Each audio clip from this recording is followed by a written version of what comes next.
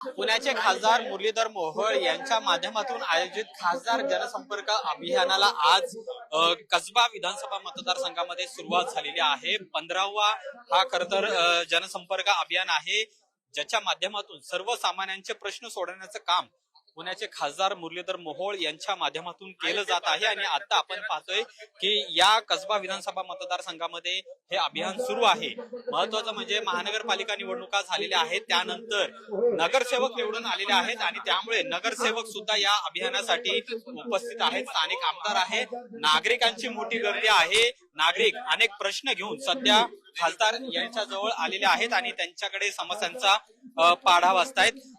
15वं जनसंपर्क अभियान आहे, महानगरपालिका निवडणुका झाल्यानंतरचं पहिलं आहे। सोबत तुमच्या नगरसेवक सुद्धा आहे, तर काय नेमकं पुणेकरांचं म्हणणं आहे? नाही, सलग 15वा आहे। 15 महिने जशी लोकसभेची निवडणूक झाली तसा आम्ही हा विचार केला होता की आपण लोकांना भेटलं पाहिजे। आमचा जो शेवटी लोकांनी आपल्याला काम करायला निवडून दिलं आणि याच भावनेत आम्ही दर महिन्याच्या शेवटच्या रविवारी हा जनता दरबार एका विधानसभा निहाय आम्ही तो करतो। हा 15वा आहे आणि त्यामुळे पुण्यातल्या एका विधानसभेत आता तिसऱ्यांदा होते एका विधानसभेत साधारणतः। आणि म्हणून आम्हाला एक चांगलं समाधान आहे की लोक येत आहेत, त्यांचे प्रश्न आहेत, महापालिका स्तरावरचे आहेत, राज्य शासनाच्या संदर्भातले आहेत, केंद्र सरकारच्या स्तरावरचे काही प्रश्न आहेत, काही नोकऱ्यांचे विषय आहेत, काही बदल्यांचे विषय आहेत, काही नागरी समस्या ज्या आहेत त्याचे विषय आहेत। त्यामुळे काही सामाजिक प्रश्न सुद्धा नागरिक घेऊन येतात, काही कायदा सुव्यवस्थेच्या संदर्भातले काही प्रश्न आहेत। त्यामुळे सर्व प्रकारचे प्रश्न आहेत आणि लोकांना हे माहिती आहे आम्ही निवडणूक असो अथवा नसो 12 महिने काम करणारी मंडळी आहोत आम्ही। लोकांच्यासाठी आम्हाला लोकांनी काम करायला निवडून दिलं याचं भान भारतीय जनता पार्टीच्या प्रत्येक कार्यकर्त्यालाही आहे। त्यातनंच असे कार्यक्रम होत आहेत आणि लोकांना खूप आधार वाटतो की आज इथं आल्यानंतर सर्व शासकीय यंत्रणा सुद्धा इथं आहेत। महापालिका प्रशासनाचे अधिकारी आहेत, पोलिसांचे आहेत, जिल्हाधिकारी कार्यालयातले आहेत, रेल्वे आहे, कॅन्टोन्मेंट बोर्डाचे आहेत, पीएमपीएमएलचे अधिकारी आहेत, सहकार विभागाचे आहेत, राज्यातल्या देशाच्या सिव्हिल एव्हिएशन जे काही लोकांचे प्रश्न आहेत या ठिकाणी बऱ्यापैकी सुटतात।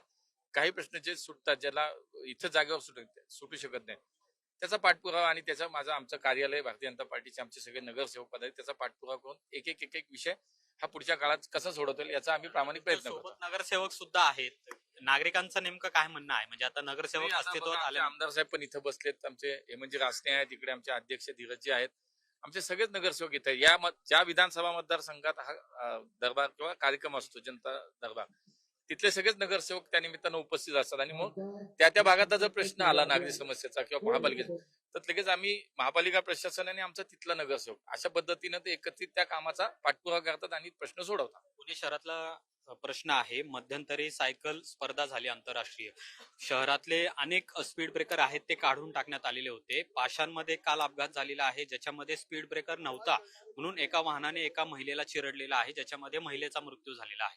पुन्हा हे स्पीड ब्रेकर बसवावे यासाठी तुम्ही काय करणार? नाही, नक्कीच प्रशासनाला तशा पद्धतीच्या सूचना जसं ते काल झाले मला माहिती आणि सकाळी सुद्धा याच्यावरती आपल्याच काही पत्रकार मित्रांनी हा मुद्दा उपस्थित केला। त्यानंतर तातडीनं कमिशनरांशी महापालिका आयुक्तांशी बोलणं झालंय।